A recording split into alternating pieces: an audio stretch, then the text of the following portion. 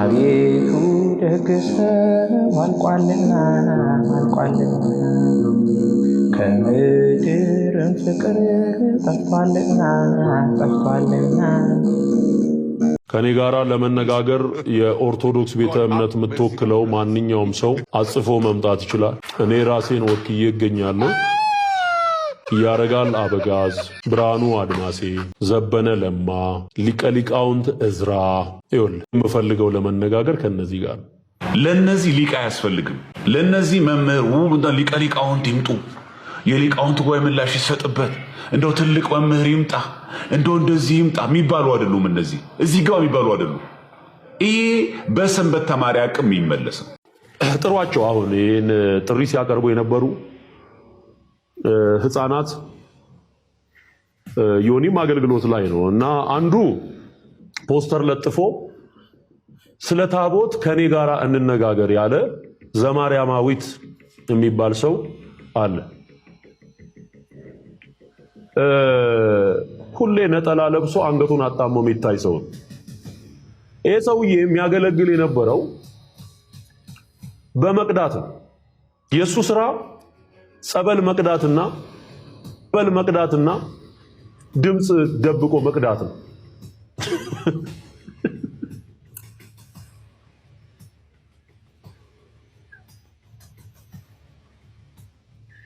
በዓለም ዙሪያ ያላችሁ ውድ ኦርቶዶክሳውያን ሁላችሁንም ሰላም ብያለሁ። ይህንን ቪዲዮ ከምንም በላይ አምስት ጊዜ ኮፕሊንክ አድርጉልኝ። ለመጀመሪያ ጊዜ በጣም የገረመኝ ነገር ቢኖር የትዝታው ዊጥ ማለት በጣም ገርሞኛል። አራት አይን አለኝ እንደዚህ የሚል ብዙ ቪዲዮዎችን አይቻለሁ። አንተ ባለአራት አይደለህም። አራት አይን ያላቸው ሊቃውንቶች ምን እንደሚያስተምሩ ታውቃለህ። አንተ በእነሱ እይታ ጨዋ ነህ። ማለትም ወደ ቤተ ክህነት ጠጋ ብለህ መጣ ከሆነ ጨዋ ማለት ምን ማለት እንደሆነ ታውቀዋለህ። እና አራት አይን ላላቸው ለቤተ ክርስቲያን ሊቃውንቶች ወይም ደግሞ የቤተ ክርስቲያን ሊቅ ብለው ለሚጠሩ ሰዎች አንተ ምንድነህ? ጨዋ ነህ፣ አታውቅም። ለምሳሌ ያክል እኔ ከፕሮቴስታንት ቤት ነው የመጣሁት፣ አንተ ደግሞ ከኦርቶዶክስ ቤት ነው የሄድከው። ግን አንተ ጴንጤን አታውቃትም። ጴንጤን ብታውቅ ኖሮ እርግጠኛ ሆኜ የምነግርህ እስካሁን ድረስ ጴንጤ ቤት አልቆየም። ሆዳቸው አምላካቸው የሆነባቸው ሰዎች ያው ኮንሰርት፣ ጭፈራ ምናምን በየስቴዲየሙና በየአዳራሹ ስለሚያዘጋጁ አንተ ወደዛኛው ነገሩ ስለገባ ከትምህርት ወጥተህ ኮንሰርቱንና ጭፈራውን እያጧጧፍከው ስለሆነ ያ እውነት ነው፣ ገንዘብ እያስገኘልህ ነው። ነገር ግን ቤተክርስቲያንን ግን አታውቃትም። አበው ሲናገሩ ምን ይላሉ? ከመጠምጠም መማር ይቅደም። አንተ ጴንጤን ታውቃታለህ? አታውቃትም። ስለዚህ ባለ አራት አይን ባለምና አይደለህም ነው የምነግርህ፣ አይደለህም። ቤተክርስቲያን በምን ጉዳይ እንደወጣ የጴንጤ ቤት ሞኝ ቢሆን ስላንተ ታሪክ ያንተ የቅርብ ጓደኞችና ያንተ የቅርብ ወዳጆች በግልጽ የነገሩኝ ነገር አለ። አንተ የመጀመሪያው ነገር 8 ሴት ደፍረን የወጣው የተለያዩ ሴቶችን፣ ቀጥሎ ደግሞ እናትና ልጅን ፍቅር ስታጫወት እናትየዋም ሼፓ ስታይ አልተመቸም። እናትየዋ ጋር ሄድክ፣ እናትና ልጅን አጫወት።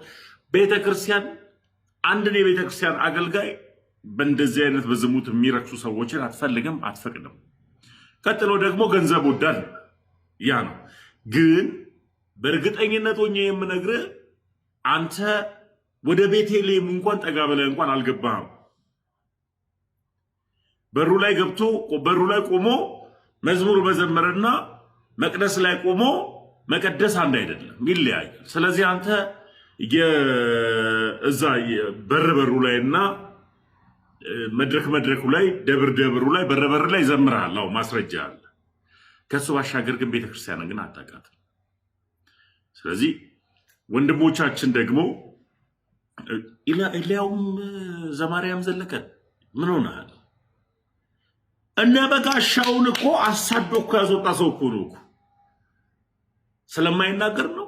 ሊያውም ዘማርያም ዘለቀን የበጋሻው መንፍቅና ያንተን ስህተት ከሐዋሳ ብሎ መሮ እንድትወጣ ያደረገ እኮ እሱ ነው። የመጀመሪያው ጉዳይ እነ በጋሻው በዲላም በሐዋሳም ያላቸውን አቆያየት እንደዚህ እየገረፈ በእግዚአብሔር ቃል እውቀት እየገረፈ ያባረሰው ነው።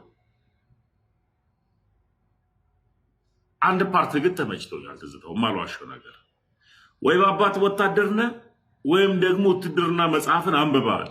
የማፈግፈግ ስልትህን ወድጄዋለሁ።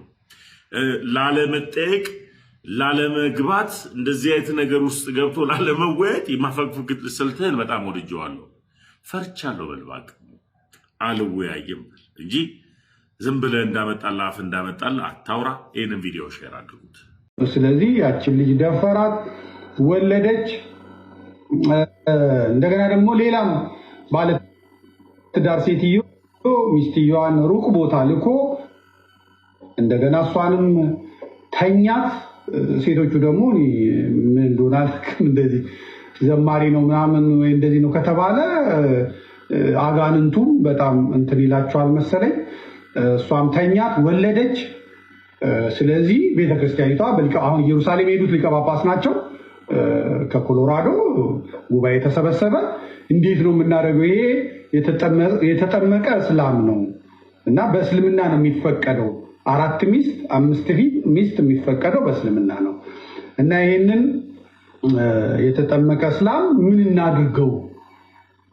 ስለዚህ ታቦቱን ማክበር የለበትም፣ መቅደስ መግባት የለበትም። ይሄ በህግ ነው። ስለምን ፍቅር ነው አይደለም።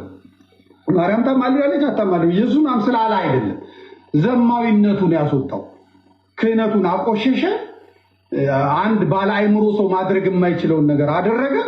ስለዚህ ቤተክርስቲያኒቷ በቀኖናዋ መሰረት ልጆችን ውጩን አሳድግ ብላ ሰጠችው። የአሜሪካ መንግስት ደግሞ ተቆራጭ ለዚህኛዋ ልጅ፣ ተቆራጭ ለዛችኛዋ ልጅ፣ ተቆራጭ ለነዚህኛው ልጆች ብሎ ይሄንን ባልተዛር መስመር አስያዘችው። ከዛ አበደ። ይሄው እንግዲህ ከዛ ቤተክርስቲያኒቷ ዶላር በነፃ ነው የሚያገኘው። የኦርቶዶክስ ደግሞ ስትሆኑ በተለይ አገልጋይ ከሆናችሁ በጣም ገቢው በጣም ከባድ ነው። ምክንያቱም ካሴት ይሸጣሉ፣ ሲዲ ይሸጣሉ። እንደገና ኒውዮርክ ላይ የዚህ ቀን ቅዳሴ ቀድስልኝ ይባላል። ከዛ የቲኬት ተችሎ የሆቴል ተችሎ ካሴቱን ጭኖ ሄዶ ሸቀጡን አራግፎ በልቶ ጠጥቶ ነው የሚመጣው። ከማንም ዝምባም ጋር እንድነጋገር የምትጠሩት ምን ሆናችሁ? እኔ ቄስ ነኝ። ትንሽ ብንከባበር ጥሩ። ቄስ ነበርኩኝ፣ ታቦት ተሸካሚ ነበርኩኝ፣ ቀዳሽ ነበርኩኝ፣ አወዳሽ ነበርኩኝ፣ ማህሌት ቋሚ ነበርኩኝ፣ ሰዓታት ቋሚ ነበርኩኝ፣ ኪዳን አድራሽ ነበርኩኝ። 4 አይና ሊቃውንት እያሉ አንድ አይን እንኳን ያላበቀል ከአንተ ጋር እንዴት ነው የምነጋገረው? ደረጃህን ማወቅ አለብን እንጂ ጸበል ቀጂ አይደለም፣ አረቄ ቀጂ አይደለም፣ ጸበል ቀጂ ነህ። አርፈ ተቀመጥ። ከዶሮ ነጋዴ ጋር አልነጋገር። አባት ሳይጠናኤ ለራሱ የስላሴ መንጦ ላይ ተከፋች እንደነበረ ታውቂው ነው አቶ ትዝታው? ታውቃለህ? በእርግጥ ሰላም ኦርቶዶክስ ያላችሁ እግዚአብሔር ይመስገን በጣም ደህና ነኝ። ሰሞኑን ዘንዶ በጣም ተናዶ ተበሳጭቷል። እንደምታዩት ወንድሞቻችን እየተሳደበን ያለው እኛም ሁሉ እየተሳደበን የነበረው ቲክቶክ ላይ የነበርነውን ማለት ነው።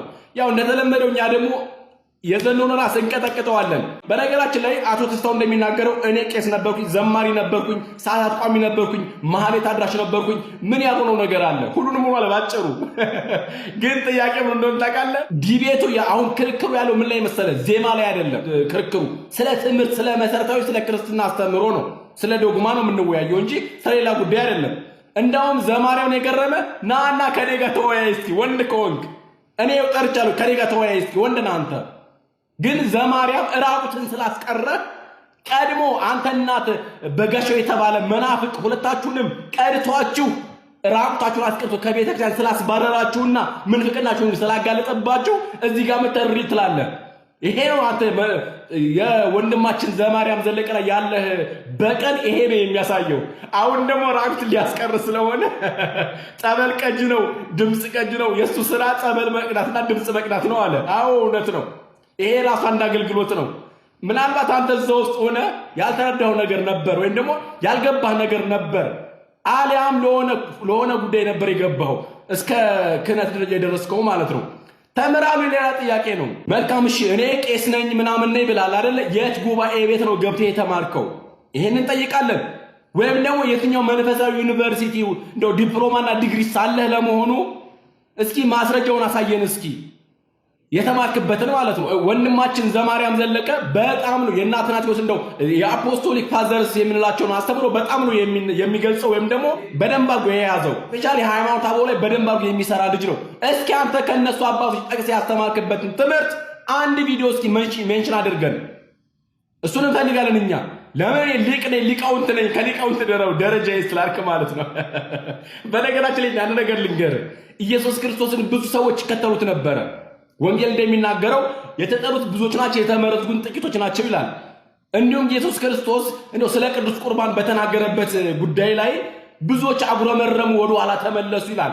እንዴት እኛ የሰውን ስጋ እንበላለን?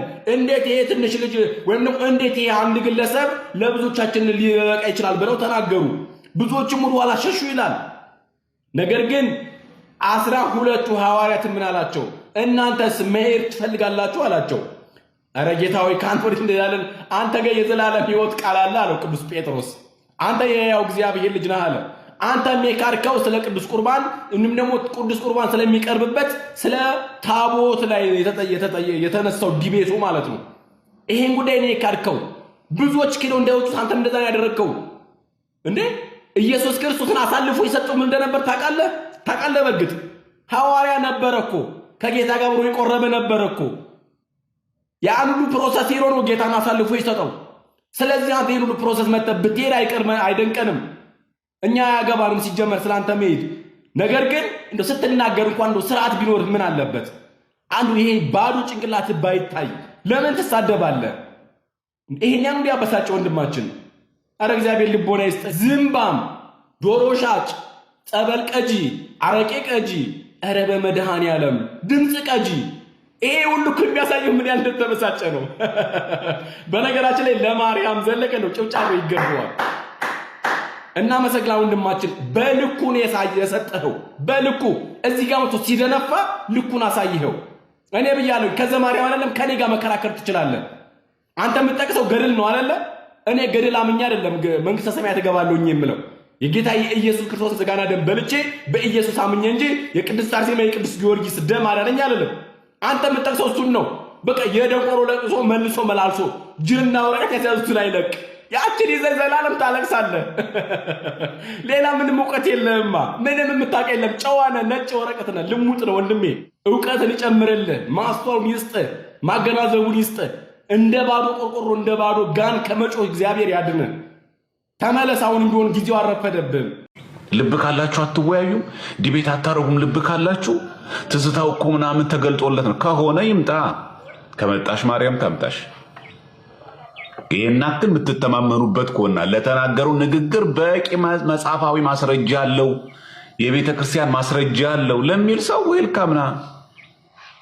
የቅዱስ ገብርኤል ታቦት ላይ የሚደገም ህዝብ አግዝ የሚባል ድግምት አለው። ዌልካምና አምጣው። ጀግና እኮ አምጣው። ቤት ዘግቶ መፎክር ሳይሆን አውጣው። ኑ ይኸው ሞግቱን። ሁለታችሁ ቁጭ ብላችሁ ለሰራችሁበት ፖድካስት እስቲ እናንተ በማስረጃ እስቲ አሁን በሰለጠነው ዓለም መረጃና ማስረጃ መሰረት አድርጋችሁ እስቲ ኑ ዲስፕሩቭ አድርጉት። እስቲ ለእኛም ታቦታተ ህጉን ከመንበረ ክብራቸው ከነገ ጀምሮ ስለምናወጣ ፕሮቴስታንት ወገኖቻችንም ያው በመንገድ ላይ የሚከበር በዓል መሆኑ ስለምታዩት ሌላ ጥርጣሬ ከሚገባችሁ እስቲ የእናንተ መሪዎቻችን ብላችሁ ቪዲዮቻቸውን እየቋረጣችሁ ስትቀባበሉት የነበሯቸው እስቲ ጋብዙልን፣ እስቲ ተማጸኑልን። እስቲ በሰለጠነው ዓለም ቁጭ ብለን ያለ ስድድብ በመረጃና በማስረጃ እስቲ እንሞግት። እስቲ የቲክቶክን የዲቤት ፎርሙን እስቲ በበጎ ነገር እንቀይረው። እስቲ እውነት ትገለጥ። እስቲ ፉከራው ይቅርና ማስረጃና መረጃ እስቲ እውነት እስቲ ያሸንፍ። እውነት አርነት ታወጣቸዋለች ስለሚል ምን ያደርጋል? ቤት ዘግቶ መጮ፣ ያውም ደግሞ እያሽካኩ እየተሳለቁ። በእርግጥ ይሄ የስነ ልቦናንም ጉዳት ነው። ዮናታንም ሆነ ትዝታው ከኦርቶዶክስ ቤተክርስቲያን ስለወጡ በተለይ ትዝታው ቁጭት ስላለበት መጥፎ ነው። በነገራችን ላይ ያንን እውነተኛውን ደስታ ስታጣ እውነተኛ ደስታ ያገኘህ ይመስልና እዚህ ጋር ታሽካካለህ። ከወጡ ለምን አይተውንም? በቃ ወጡ አይደለ? ከወጡ ለምን አይተዋትም? ቤተክርስቲያንን ለምን የራሳቸውን ኑሮ ለምን አይኖሩም? ለምን የራሳቸውን ትምህርት እያስተማሩ ለምን አይቀጥሉም? ለምን አይተውንም? እኛ ይህን ያህል ምን አደረግናቸው?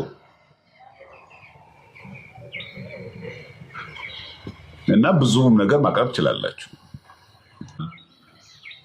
ግን የዋህ የሆናችሁ ፕሮቴስታንቶች ቲክቶክ የምትጠቀሙ ሰዎች ካላችሁ ኑ አንተ ትዝታው ቄስ ነበርኩ እያልክ ነው፣ ኦርቶዶክስ ነበርኩ እያልክ ነው፣ ታቦቱን አይቼዋለሁ እያልክ ነው፣ ታቦት ለሚደግም ድግምት አለ እያልክ ነው።